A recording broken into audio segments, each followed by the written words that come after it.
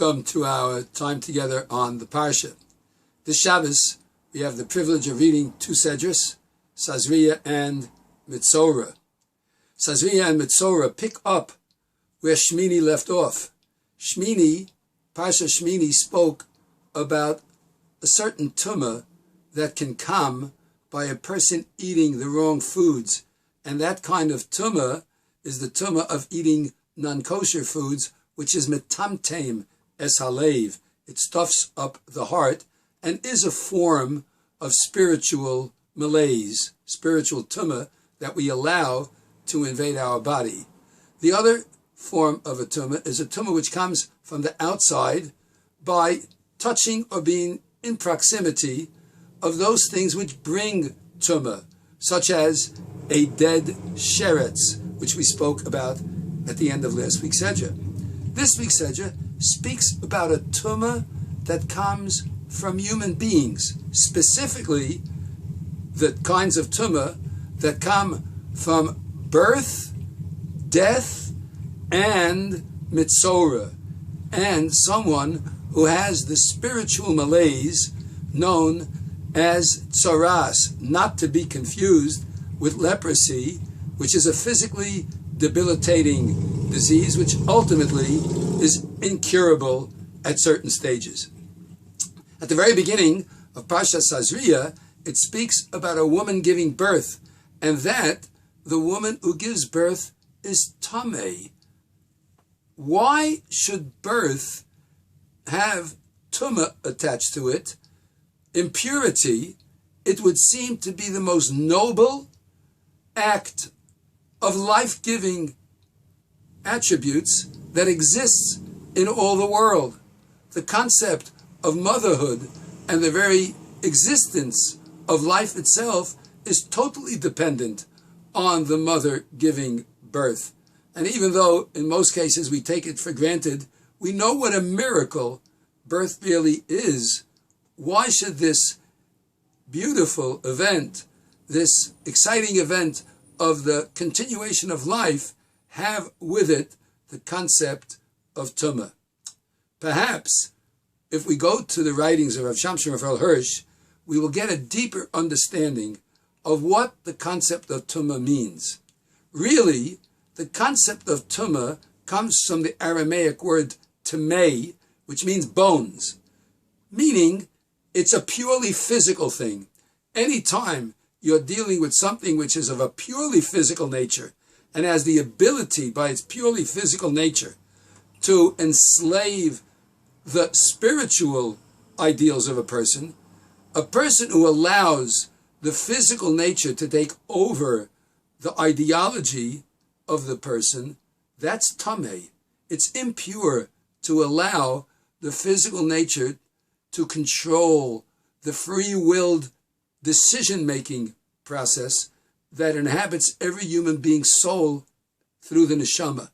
And therefore, when a person is in close proximity with a dead body, the ultimate physical control of life, where one loses the total physical control, and one could wrongly think that people have no self-determination because ultimately, physically, we all die, and therefore we don't have free will and we don't have determination.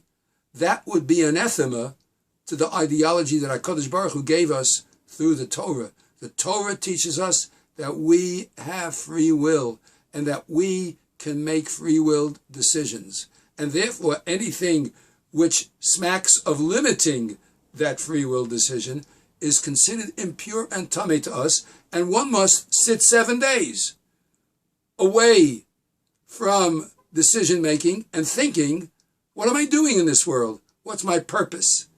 Why am I here? And isn't it so that I do have free will, only I don't have free control of my body, which inexorably must succumb to the physical forces of nature, but not my neshama. That transcends the physical control.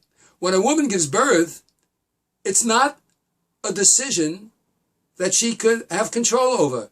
From the moment of Isha Ki Tazria, the Yolda, from the moment that a woman conceives, automatically It's guaranteed she has to give birth. Short of committing murder, there is no way to stop the inevitable gestation process and birth. The giving of life is no longer in the control of the individual. And consequently, when birth takes place, and it's not necessarily, oh, I don't want to give birth today, maybe in a week from now, it doesn't work. It's something that must happen inexorably, and we have no control over it. And therefore, the birth itself might lead us to think, just as death we have no control over, so birth we have no control over. And from birth to death, we're totally under the forces of nature.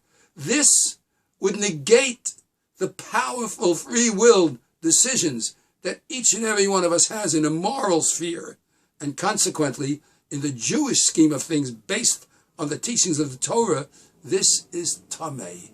It's something that must be stayed away from, because it teaches us to think clearly. We are not, in our spiritual decision-making natures, under the same control as our physical bodies are.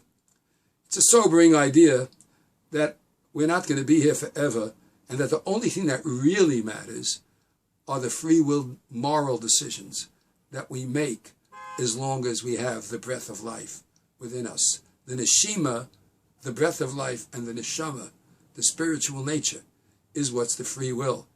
That's our real decision making. And therefore, even birth, which means that I don't have any control, and death are both related, and so the woman who gives birth is tamei. But it's not a tumah that's bad. It's one that teaches us of the free-willed nature that each of us possess in terms of our moral decision-making. Tazria, Metzora, in all of its various aspects of tumah, teaches us we have free will. We can decide which words to say and not speak lashon hara. We can decide moral free will to rise above the physical desires that are attacking us at all times, that we can make decisions about limiting what we eat, when we eat, what we say, when we say it.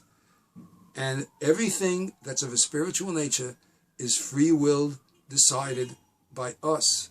But of a physical nature, that's not in our hands. And we recognize that when we think that the two are intertwined, that's a tamei idea. So we're worlds above the physical nature. We transcend our physical beings by the neshama that's in us, and we have free will decisions, and Hashem should bless each and every one of us that we are capable of making those moral free will decisions which lead our souls to the ultimate goal of the neshama, being closer to our source, to Hashem. Have a wonderful Shabbos.